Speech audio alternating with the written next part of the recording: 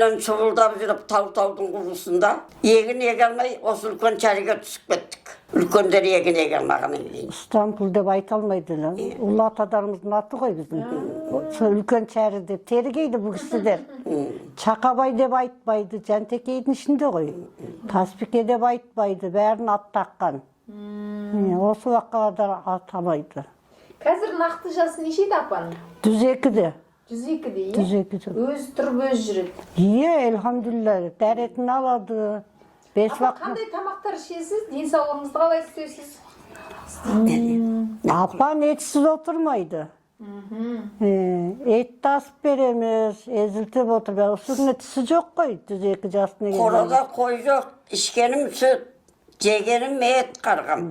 Ет тасып, жұмсақ қылып, ішіне Бесікке қамыр бөлігін салып бағып отыр. берем. Бесікке бөлігін бағып отыр. Кеспе көже жауып береміз, енді жұмсақ-жұмсақ өзінің жейтін тамағыны. Қазақстанға бардыңыз ба, апа, Қазақстанға? 2006 жылында барды шешем. Монғолиядан нағаштар көшіп Нағашым келді. Ителі. Соны айтыңыз, апа. Ителі Базарбай деген кісінің қызы менің шешем. Монғолия жақтан, иә? Монғолия. Монғолияда жашаған. Қолданың арғы бетінде бұлғының жағасында 13 жасында ұстап беріпті шешемізді. 13 жасында. 9-дан жасап отырып ұзатыпты. Сол шешеміз 13 жасымда мені құңғы ұстап берді.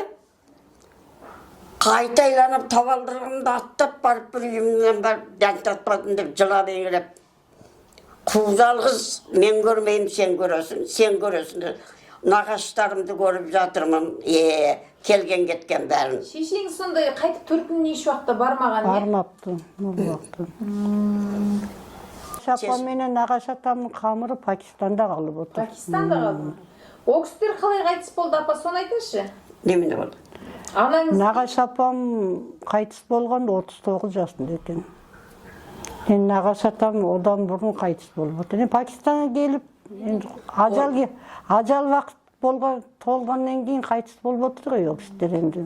О кісілер сонда бұл кісілер көшкен кезде бірге көшкен ғой, сонда нағаш атасы мен нағаш. Өз әкесі менен менің нағаш атам. Сіздің дұрыс. Шешем өз әкесі менен шешесі ғой.